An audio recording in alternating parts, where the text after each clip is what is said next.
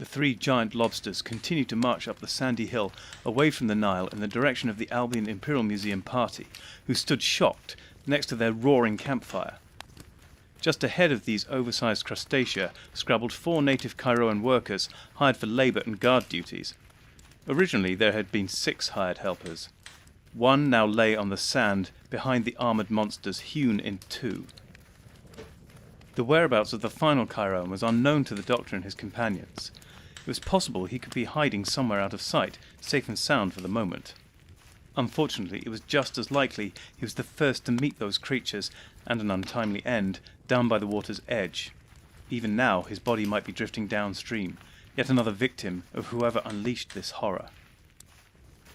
The 4 surviving Cairoan helpers reached the 2 trucks parked a little way down the slope from the Doctor, Romana, Lou, Nathan and Timmy.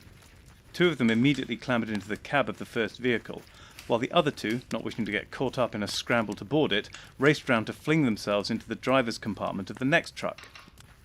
"Hey!" Timmy cried indignantly as he realised their intention. To the obvious delight and relief of the Cairoans on board, both trucks started first time, and together they lurched off across the sand, swerving to avoid the clacking enraged creatures of the deep. The drivers were successful in their manoeuvring and managed to reach the road unharmed. Here they turned sharply and raced off in the direction of Abydos. "Worthless, spineless scum!" Timmy cried furiously. "I should have known the natives would be useless in a pinch." Romana frowned at the enraged Albion. I'd say they showed exceptional good sense. Of all of us here, they were the first to find a way to safety. The Doctor nodded in agreement.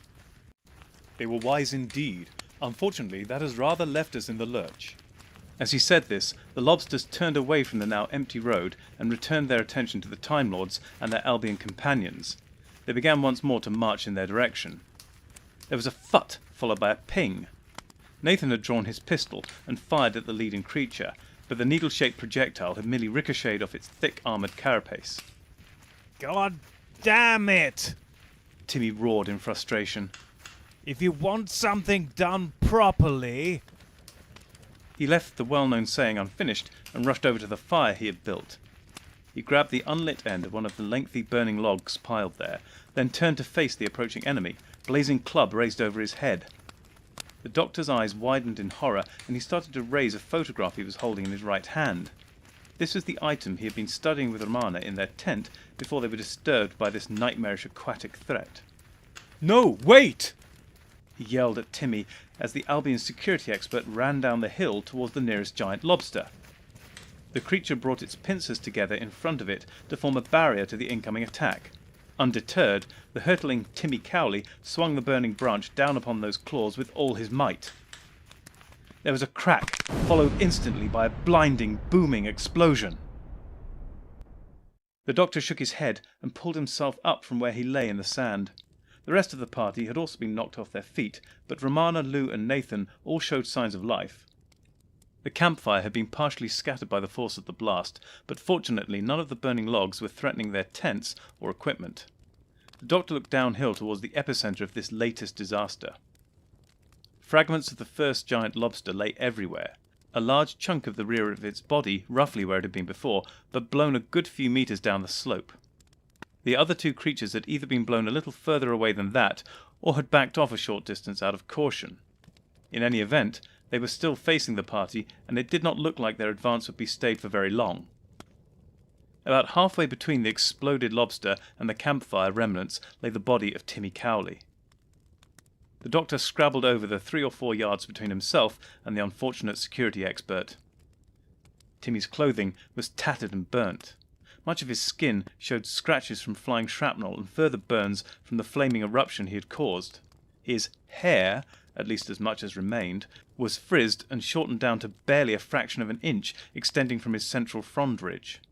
His right arm was missing from below the elbow. The mutilated Albion groaned and stirred a little. He was alive! The Doctor grabbed him beneath his armpits and dragged him back to the others, who had by now found their feet. "Quick!" the Doctor barked to Lou. "Find something to use as a tourniquet for Timmy's arm. He's alive for now, but won't remain that way for long unless we staunch that wound." Lou started removing her own trouser belt for that very purpose. Romana grabbed the doctor's arm, spinning him towards her. Doctor, what happened there? You knew something about it, didn't you? Before Timmy attacked. The doctor nodded grimly. He saw the photograph he had been holding earlier lying on the ground, partially covered by a fragment of pincer. He picked it up, dusted it off, and showed it to Romana. "It's a photograph of a section of masonry from the supposed Anubis tomb entrance up on the hill there. I thought it was pictogram writing at first and could make no sense of it. I realized too late it was simply representational." The pictogram image read from left to right and was separated into two halves. On the far left of the image was a pharaonic figure pointing to the right over the heads of some stylized shorter soldiers or slaves, each carrying a burning torch. Facing these minions of the king was the unmistakable image of an oversized lobster. On the right-hand half of the panel the image was repeated, only subtly altered. The pharaoh was facing away from his men and the creature, his head lowered, almost as if he were crying. The figures of his men all lay upon the ground. The lobster appeared to be missing the upper half of its body entirely, with flames or smoke puffing up in place of the missing parts of the beast. "I should have been quicker to see its significance," the doctor muttered to himself reproachfully. Romana tapped him on the arm. Beat yourself up later. There are things planning to do far worse than that right now. She was right. The two remaining giant lobsters had resumed their march up the hill towards them. The doctor looked horrified, but thoughtful. He snapped his fingers. "Timmy had the right idea," he exclaimed. "Just poor execution. Throw the logs, like missiles. Explode these foul things at a distance." Nathan and Romana instantly understood the doctor's plan. They each grabbed a burning log, the doctor included, while Lou continued to care for the unconscious Timmy. With her own weakened arm, wizened since her encounter with the sarcophagus in the Albion Imperial Museum, Lou reasoned she was not in the best position for flinging large burning branches. Nathan pulled back his arm, holding a blazing log like a javelin, its flaming end dangerously close to his face. Then he launched it with all his might. His missile struck true, but merely impacted on the surface and bounced off, lacking the force necessary to fracture the carapace. Darn it! He yelled in frustration. Romana frowned. We have the higher ground. She said with a sudden joyous realization. Let's use it. She then threw her own log in a similar manner to Nathan, only this time upwards at an angle of about 30 degrees to the horizontal. It arced high into the air before plummeting down towards the approaching crustacea. It landed with considerable force, aided by gravity. Unfortunately, it hit the sand between the two surviving creatures.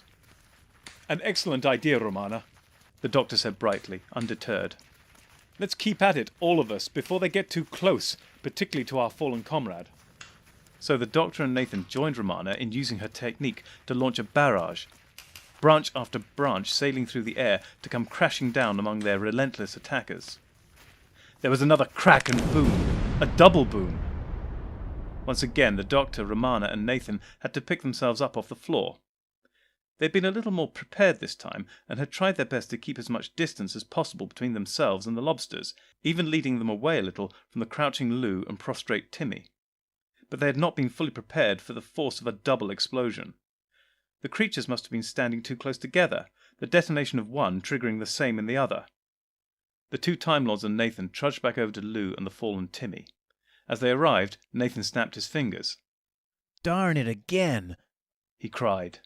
I could have used the Phoenix Bell. The doctor chuckled and shook his head at the crumpled detective. "I think we did quite well on our own," he said, smiling. "And besides, we don't even know if the Phoenix survived its encounter with Dr. Nugatti and his weird black-winged thing. Plus, even if it had survived, would you really want it in the middle of explosions like those?" Nathan nodded in reluctant agreement. Then his face hardened, and he pointed past the doctor towards the river. I guess we missed one, he said grimly. The doctor and Romana both turned to follow the detective's outstretched finger. In the pale moonlight, a disturbance could be seen in the water near the closest bank of the Nile. From the V-like ripples, it was clear something was heading their way. In a sudden eruption of water and spray, a shape leapt from the river to land on the sandy shore. Rivulets of water ran down the naked figure of the woman before them. This sight was simultaneously less shocking and more shocking than it might sound. The figure was clearly neither Albion, Gallifreyan, or human. It had no secondary sexual characteristics to speak of, its gender only really hinted at by a slight broadening of the hips and modest swellings at the chest. Indeed, its grey-green, shark-like skin was more like a skin-tight wetsuit in this regard. There was distinct webbing to both its hands and feet, though less pronounced than that of the odd creature they had encountered on the A-36 spacecraft. Like that creature, she was completely bald and lacked the central hair crest shared by all Albions and Chiroans. Unlike that smaller entity, accidental offspring of Nathan Ivon, she had no nose, merely two slits opening where one might be expected. She began to slink, cat-like, up the hill towards them. Marina Delamere! Nathan gasped, his mouth falling open. The doctor leaned towards him and said behind his hand, "So, that's your type?" Romana, standing to the doctor's other side, slapped his upper arm with the back of her hand. He rolled his eyes, but for the moment made no further comment. Instead, he shuffled over a bit, trying his best to obscure any view of the unconscious Timmy Cowley lying on the sand behind them. Romana guessed the doctor's intention and positioned herself shoulder to shoulder with him to aid in his living blind. It had been Timmy who had ejected the offspring of Nathan and Marina Delamere from the A-36 while on the edge of space, high over Cairo. Marina slunk to a halt 10 yards down the slope from the doctor and his friends. Greetings, Albions, Time Lords, she called out, a smile on her lips and a mischievous glint in her eyes. Time Lords? Nathan hissed at the doctor, turning to regard both of that race with puzzlement and some suspicion. The doctor patted the air next to him impatiently. "I'll explain later," he hissed back. Then he pulled himself up to his full height. "Greetings, Miss Delamere. Might I inquire as to why you launched that explosive attack on us?" Marina looked aghast, although it did seem a little insincere. Me? Why on earth would I want to attack you? The doctor frowned and looked a little less sure of himself. "Well, you know, devil of the sea," he said questioningly. Marina gave a musical chuckle. I see my reputation precedes me. I also see you've had some experiences with my people before. I'd guess on Earth rather than here in the Epsilon Orion system. Of course, there are other avenues of information. Nathan, lovely to see you again. I thought we were going to keep us a secret. The devil of the sea made this final remark with a slight raise of a hairless eyebrow, the tiniest, near invisible sign of reproach. Sorry, dear, Nathan said, almost without thinking. Then he pushed his hat further back on his head and put his hands on his hips, hardening his stance and his heart in expectation of trouble ahead. Marina giggled again. If I'd wanted you, Dad, any or all of you, I've had plenty of opportunities, and doubtless will have countless more. I'm far more subtle and adept at such things than that parvenu Nugati. But never fear. I said I mean to help you, and I meant it. It is, after all, in my best interests. So it was Nugati who set these giant crustaceans on us? Romana asked. But how? Marina nodded courteously to the Time Lord. Ham-fisted though he may be, Dr. Nugati has powerful allies in the book. I doubt he, or any other lower dimensional being, is communicating with Iktultu Setesh directly. But something, or someone, some lower order being, or fragment of the Iktultu entity, is feeding him power over some aspects of the book. No god, Inar the Fetid, possibly even other devils of the sea. Just not me, of course. Somehow, he pulled yet more lower dimensional beings, these giant lobsters, from their native universe into this realm to do his bidding. From what I understand, he was not the first to do so. This location has a history of such incursions, I believe. With this last statement, she nodded knowingly towards the doctor. Unconsciously, his hand went to the pocket where he had stuffed the photograph of the inscriptions he had been studying before. "So you still want to help us?" he asked, frowning. Marina leaned over, smiling mischievously, in a great pantomime of trying to look behind them. Oh my, you needn't worry. I hold no ill will towards Mr. Cowley there, or you by association. To be fair, it looks like he suffered enough. Nathan looked surprised. But he killed our son. Now Marina did appear to share his surprise a little, but at his attitude, it seemed, rather than his revelation. Oh, dear Nathan. He appears to have upset you far more than me. She began, her mischievous smile returning. You must realize, I've had thousands, hundreds of thousands of children over the millennia, on countless worlds. Imagine if I felt anger each time one was eaten by a shark, or got caught in some fisherman's nets, or were swallowed by a kraken. Imagine if I sought vengeance upon every perpetrator, be it fish or foulness. I'll never get anything done. No, Nathan, my people view procreation somewhat differently than yours. Certainly I do. It's not the kill, it's the thrill of the chase. Nathan lapsed into thoughtful silence. The doctor took up the pursuit. "So, Miss Delamere, what did you wish to tell us?" Marina giggled. Straight back to the point, Doctor? But I suppose you're right. Time may be very short indeed for reality. So I shall be brief. With this, her smile vanished. For the first time, the devil of the sea looked serious. You must go into the Anubis tomb and prevent Nugati releasing Iktultu into our world. Here she held up a finger to forestall the doctor's interruption. I'll tell you how, at least as much as I can. Ultimately, you must enter a vast cavern at the deepest point of the tomb complex. There, Nugati is using the scarab amulet to open a rift to the book, one close enough to Iktultu Setesh to attract his attention, or simply accidentally draw him in, who can say? You must use the amulet to reverse this. Here the doctor did butt in successfully. "How?" he asked simply. Oh, I'm sure you'll work it out. Marina responded coyly.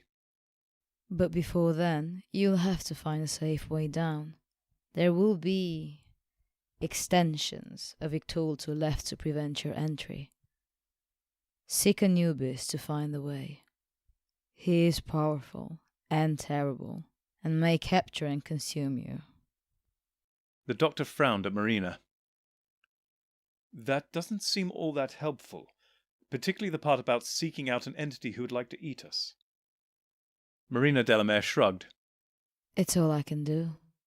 She said lightly.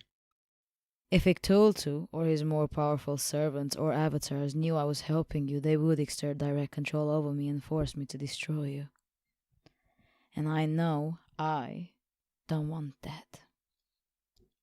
Then she turned and began to walk back down the hill towards the Nile. She looked back over her shoulder. After all, She cried cheerfully.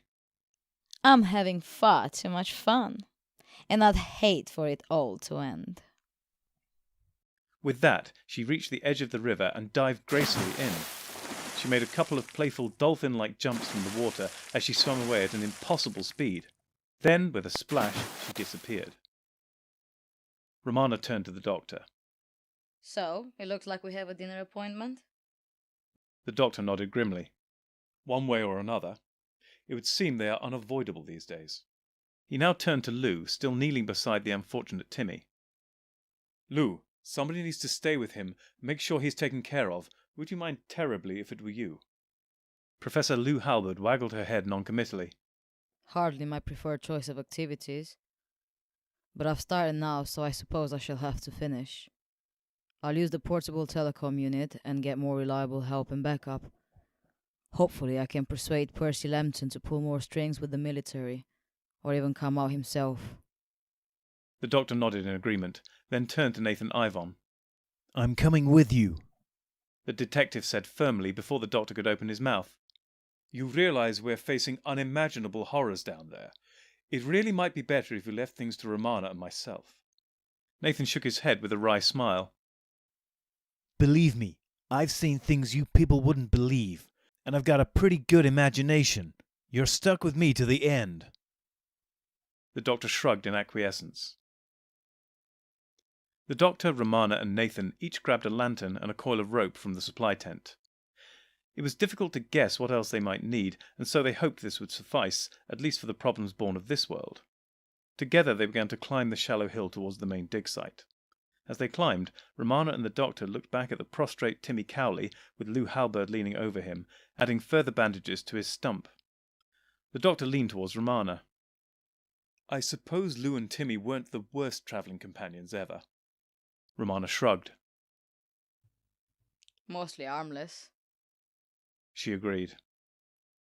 As they approached the modest walls atop the hill, illuminated only by the moons, for there were two now in the sky, the stars, and their lamplight, they realized what was visible on the surface belied a far more grand entrance than they had expected. The remains of the walls were only a couple of feet high, but surrounded an opening 12 feet long by 8 feet wide. Within this lay a gentle cobbled ramp leading down. The previous expedition team had obviously made quite some headway in clearing out the entrance. With one final look round at the world above, they started down the ramp to whatever lay beneath. The ramp took them down in a dead straight line, heading away from the river and their camp, leading instead towards the naked, crouching, dog-headed yoga pose of the Anubis monument itself. Given the elevation of that construction and the steepness of the ramp, they knew they must be heading under it. At last they entered a sizable burial chamber with two stone sarcophagi on plinths dominating the centre of the room. I remember reading in the notes Sir Arthur gave us that this was a false burial chamber. Romana explained. That both these coffins were empty, as were the two corridors to either side. With this last statement, she gestured to the walls to the left and right of them, where two dark doorways could be seen. Doorways aside, the walls were covered in pictogram writing and illustrations, as was the wall ahead of them behind the coffins. Under other circumstances, this would have been an archaeological wonder worthy of study. As it was, they were on a different mission, with an unknown but pressing deadline. Nevertheless, Nathan took it upon himself to explore and strode into the right-hand door and vanished from view. Nathan! The doctor half hissed, half shouted in the direction of the disappearing detective. He took a step or two towards the door, then stopped as the private investigator reappeared. Just a dead end, he reported. The doctor raised his hands in exasperation. Could we please all refrain from rushing off alone and half-cocked? I, for one, have no desire to be pulling anyone out of their dead end. Nathan looked a little sheepish, while Romana tried to suppress a smirk. Shall we? The doctor asked with a withering stare, gesturing impatiently with a wave of his hand towards the left door. Together this time, the trio entered the unexplored corridor. The corridor led away immediately to the right, following the line of the wall through which they had just passed. Once more the corridor walls were highly decorated, covered in the history and mythology of Cairo. After about 6 yards, the corridor turned abruptly right. To judge from how far they had come, this new section must have run behind both the false burial chamber and the dead-end tunnel Nathan had explored a minute earlier. The doctor stopped and studied the wall of this extension to the corridor they had entered. He frowned and held up a finger. Observe, this wall is entirely unadorned, just blank plaster and stone. If I were a betting man, I'd say there was a hidden entrance behind this surface. Why waste decoration on something you're going to knock down? Nathan coughed exaggeratedly. The doctor turned to see he was standing about 2 yards further down the corridor, looking at the doctor with raised eyebrows.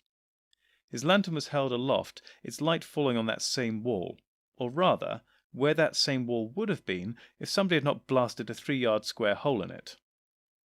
The doctor harumphed, somewhat flustered. Yes, well, obviously I've won my bet. Clearly Nugatti has got further than any of us would have liked. Let's waste no more time here idly chatting the day away. Onwards! Picking their way carefully over the scattered stonework littering the corridor in front of this rough opening, they made their way into the corridor beyond. After a couple of feet, this quickly became a staircase leading downward at a steeper angle than the ramp they'd used earlier. The walls were still decorated, but here there were more disturbing images and less actual writing. A worrying number of tendrils, or possibly serpents, appeared to be creeping into the imagery. The doctor paused before one carving on the stairway wall. From the inscription below, it was obviously a depiction of Setesh. The head of the being had never been clearly assigned to any one animal and was the subject of much debate among Albion academics and Chiroan clerics alike. Nevertheless, it was clearly not Chiroan. The body beneath was, however, and while semi-naked, was clothed in pharaonic garb. In contrast to other depictions Romana and the doctor had seen in their studies, this body had strange additions. Tentacles grew from its armpits and from its ribcage and groin, augmenting the more usual Albion limbs present. The doctor, Romana, and Nathan all exchanged worried glances before hurrying downwards. Finally, the stairs ended, leaving them in yet another modest chamber. It was roughly the same size as the false burial chamber they had seen above, but this time empty, and instead of 2 doors in the side walls, they had 3 spaced out in the wall ahead of them. On the lintels above each of them was carved a single name. At the far left, the ancient Chiroan pictograms, in which the Time Lords were becoming rapidly quite fluent, read Anubis. Above the central door was etched the name Setesh. The right-hand opening bore the moniker Osiris. The doctor strode towards the central door. Romana caught hold of his upper arm to detain him.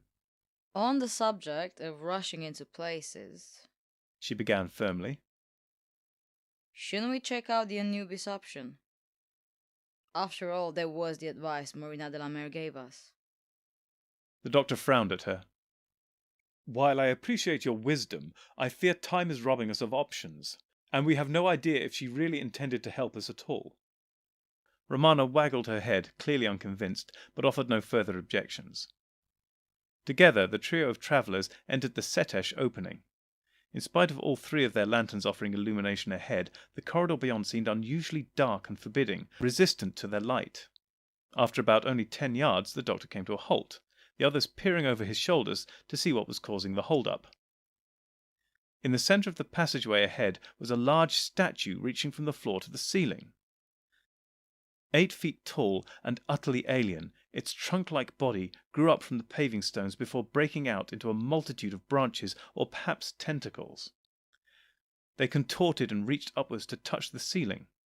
They also coiled outwards and downwards, scraping the walls to either side and almost touching the floor. Each branch ended in a slightly broader paddle-like extension. Its colour, as much as their weakened lighting would reveal, appeared to be a sickly greenish-brown. The statue seemed to exhaust the eyes if looked upon for too long.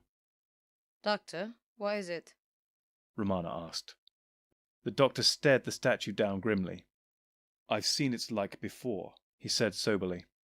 It's not really a statue. I suspect it's an extrusion of Setesh or Icthultu himself into our 4-dimensional bubble of a universe. It is not the entity itself in a true or full sense, more a fragment or projection of its being. Nevertheless, we cannot afford to touch it. Romana nodded slowly. I see. This must have been what you were looking for, but couldn't find under the Mondesian parliament when we checked up on Mondas. Perhaps we should try the Anubis rule after all? She suggested, without triumphalism.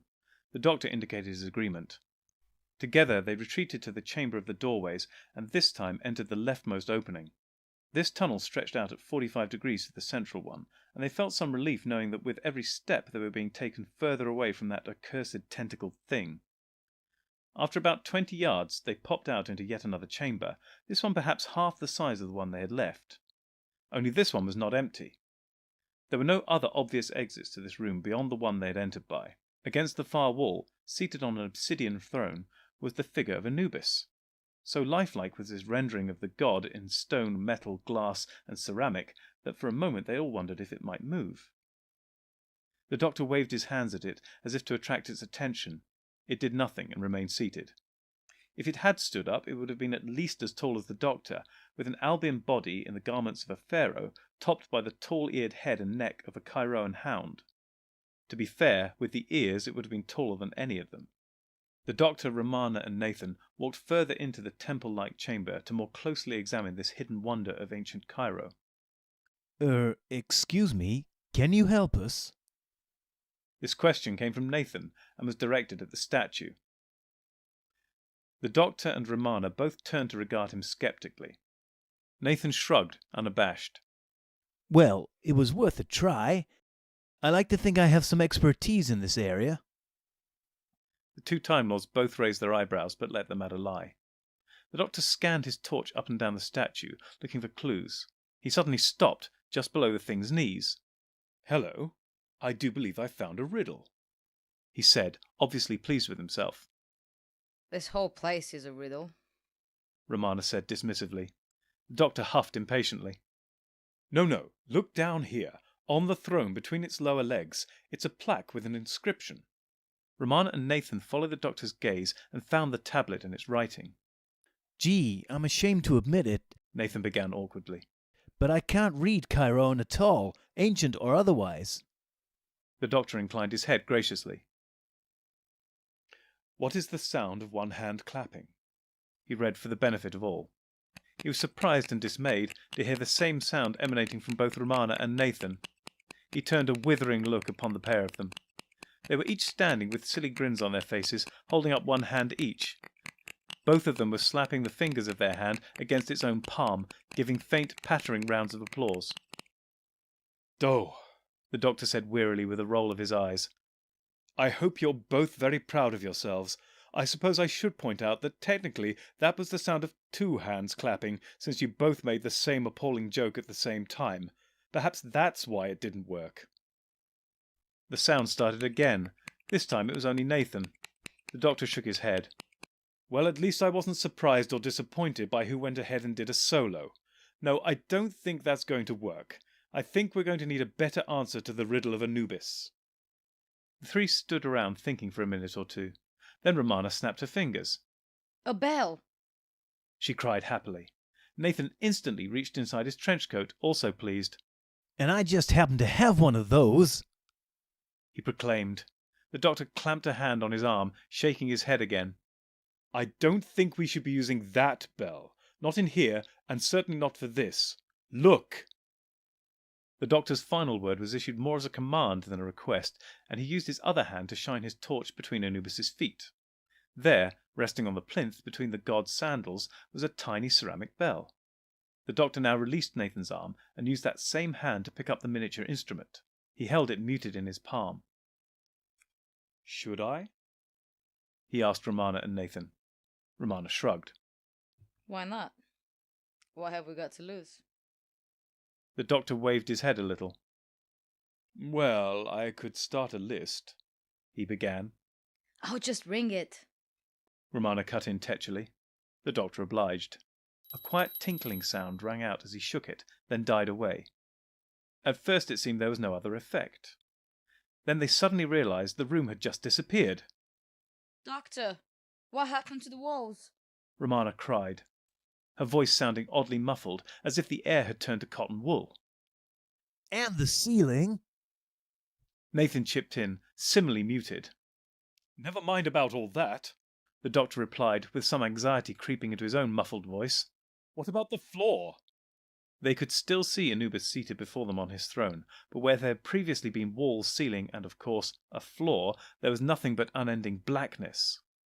Although they could still feel support beneath their feet, as if the floor was still there, they felt just as sure that if they dropped anything it would fall forever.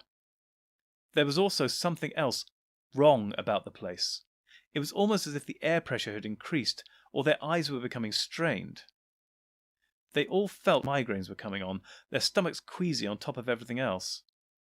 To the doctor's mind, it was as if space-time itself were upset, and he knew how it felt. The statue began to grow before them, Anubis and thrown together. Instead of growing upwards as one might expect, it grew mostly downwards, with the nose and mouth remaining roughly at their level. This only served to strengthen the impression that the floor was not really real. The statue grew to 100 times its original size, such that even with the snout staying at their level, the statue was forced to look down on them. With a rising horror, the doctor, Romana, and Nathan realized the statue had looked down on them. Anubis was alive! Still peering down at them past its own snout, the mouth began to open, wider and wider, exposing fangs which were taller than any one of them. They were to become doggy treats for Anubis.